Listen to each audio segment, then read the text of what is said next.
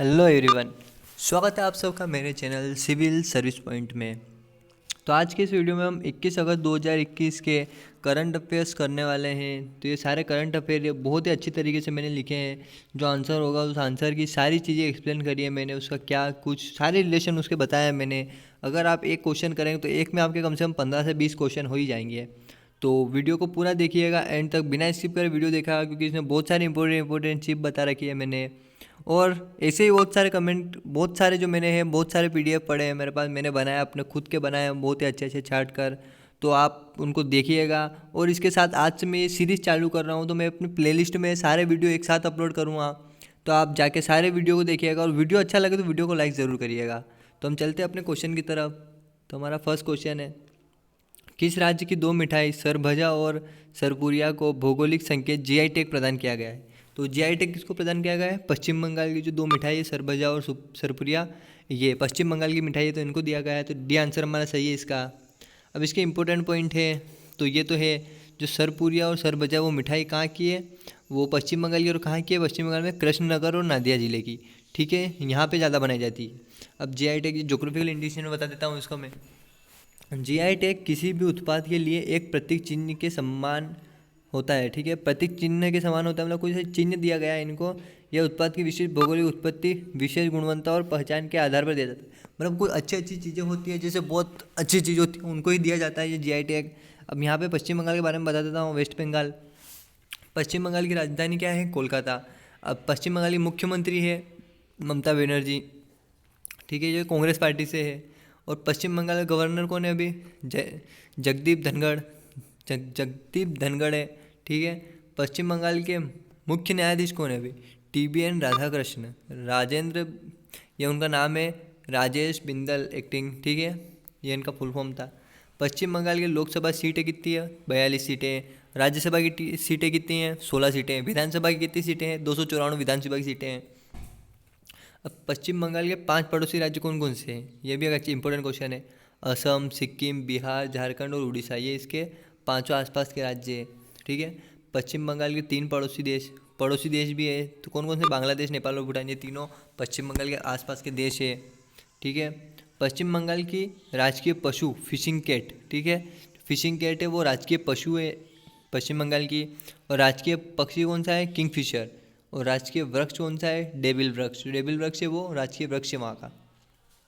दुनिया का सबसे बड़ा डेल्टा सुंदरवन डेल्टा, जो सुंदरवन डेल्टा है जो गंगा और ब्रह्मपुत्र नदी बनाती है, किस? वो भी पश्चिम बंगाल में। जो सुंदरवन डेल्टा है वो भी पश्चिम बंगाल में स्थित है। पश्चिम बंगाल का जो सुंदरवन डेल्टा उसको कौन कौन नदी बनाती है? गंगा और ब्रह्मपुत्र नदी। ठीक है, किस राज्य में गंगा की सहायक नदी दामोदर नदी को बंगाल का शोक कहा जाता है? ठीक है, तो पश्चिम बंगाल में ही है वो, जिसको गंगा शोक कहा जाता है दामोदर नदी को, वो पश्चिम बंगाल में ही है। कोलकाता किस नदी के किनारे स्थित है? तो कोलकाता हुगली नदी के किनारे स्थित है। पश्चिम बंगाल के प्रमुख हवाई अड्डे, जो नेताजी सुभाष चंद्र बोस जो है, ये अंतर्राष्ट्रीय हवाई अड्डा है, ये कोलकाता में है। और बागडोगरा अंतर्राष्ट्रीय हवाई अड्डा, यह सिलीगुड़ी में है।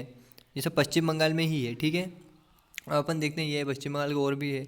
पश्चिम बंगाल के प्रमुख राष्ट्रीय उद्यान, जो सुंदरबन राष्ट्रीय उद्यान है, जो सुंदरबन डेल्टा है वो, नियोरा वैली राष्ट्रीय उद्यान, सिंगलीला राष्ट्रीय उद्यान, बक्सा राष्ट्रीय उद्यान, गोरुमारा राष्ट्रीय उद्यान और जलदापारा राष्ट्रीय उद्यान, ये सारे वहीं पे हैं। अब यहाँ पूरा पढ़ते जाइए फटाफट साथ में, और स्क्रीनशॉट लेते जाइए।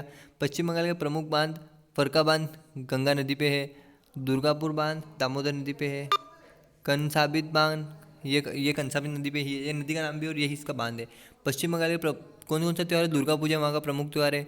कर्क रेखा भारत को पश्चिम बंगाल राज्य से होकर गुजरती है, जो पश्चिम बंगाल से कर्क रेखा निकलती है। और कर्क रेखा भारत के 8 राज्यों से निकलती है, जैसे गुजरात, राजस्थान, मध्य प्रदेश, छत्तीसगढ़, झारखंड, पश्चिम बंगाल, त्रिपुरा और मिजोरम।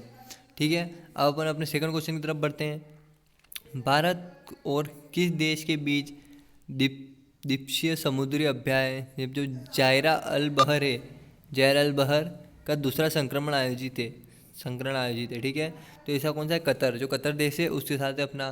तो भारत कतर है, भारत और कतर के बीच में कुछ ये है। तो भारत कतर द्वीपीय समुद्री अभ्यास है, उसका Indian Qatar naval exercise Zair Al Bahr, ये है उसका नाम। ये उसको दूसरा संक्रमण कब हुआ था? 9 से 14 अगस्त को हुआ था। ठीक है, यहाँ इसके बीच में आयोजित हुआ था। इस अभ्यास में दोनों देशों की सेनाओं ने सामरिक समुद्री अभ्यास, एंटी पायरेसी अभ्यास, वायु रक्षा, समुद्री निगरानी, बोर्डिंग ऑफ और एम्पायर अभ्यास किया था। ठीक है। संक्रमण कौन सा है? ये दूसरा संक्रमण है। आयोजित स्थल कौन सा है? फारस की खाड़ी है। ये कतर के बारे में कुछ बता रखा है। कतर एशिया महाद्वीप में स्थित है। कतर कहाँ है? एशिया महाद्वीप में है। कतर की राजधानी है दोहा। करेंसी क्या है कतर की? कतरी रियाल। ठीक है।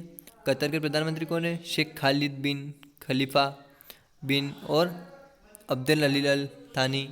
नाम ही बहुत इनका बड़ा ही है वैसे। अपने थर्ड क्वेश्चन की तरफ चलते हैं। वित्तीय समावेशन सूचकांक एफआई इंडेक्स को किसने जारी किया था? जो एफआई इंडेक्स है उसको किसने जारी किया था? RBI, Reserve Bank of India, भारतीय Reserve Bank of India, RBI जो इसका फर्स्ट आंसर है। ठीक है। अब हालिया भारतीय रिजर्व बैंक आरबीआई ने पहला समग्र वित्तीय समावेश सूचकांक एफआई इंडेक्स की शुरुआत अभी उन्होंने शुरुआत करी है। इसमें मैं इंपॉर्टेंट बता देता हूँ। फोर्थ वाला देखिए, मार्च 2021 को समाप्त हुए वित्तीय वर्ष में वार्षिक एफआई सूचकांक 53.9 है, और जबकि मार्च 2017 में 43.4 था, मतलब बढ़ोतरी करी है उन्होंने।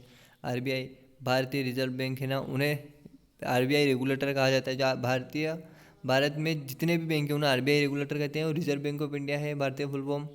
ठीक है, आरबीआई का। और reserve Bank of India RBI की स्थापना कब हुई थी? 1 अप्रैल 1953 में हुई थी। ठीक है।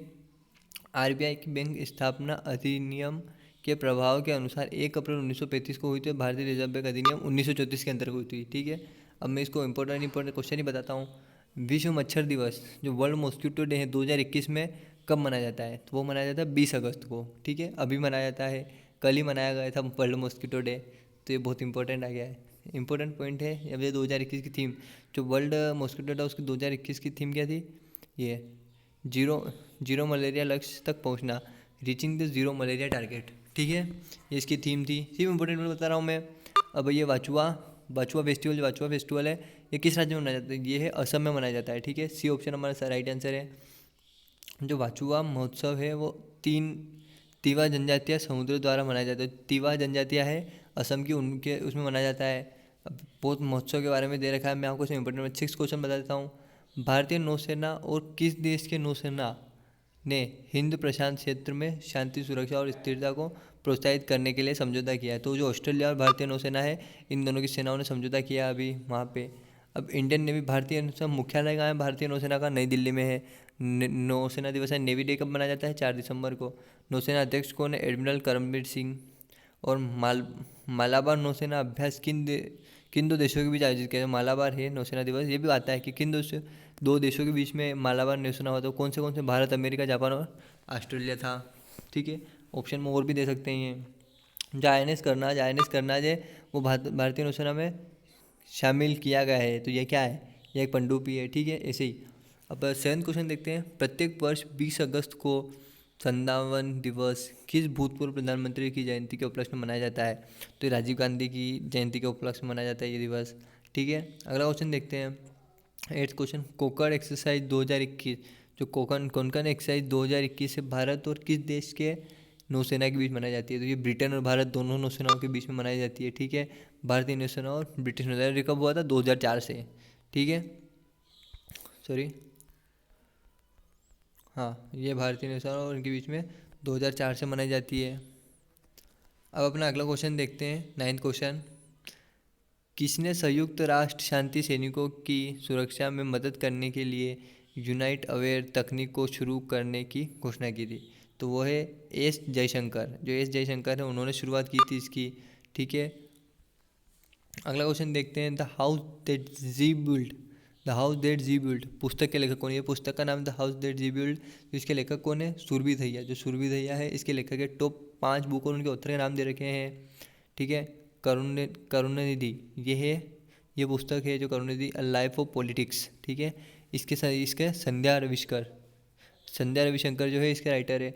अब मनोहर पर्रिकर है वो ब्रिलियंट माइंड के राइटर है।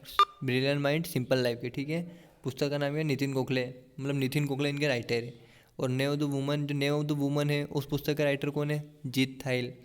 Escaped the true story of Indian fugitives in London, तो इसके राइटर कौन है? दानिश। ठीक है, दानिश।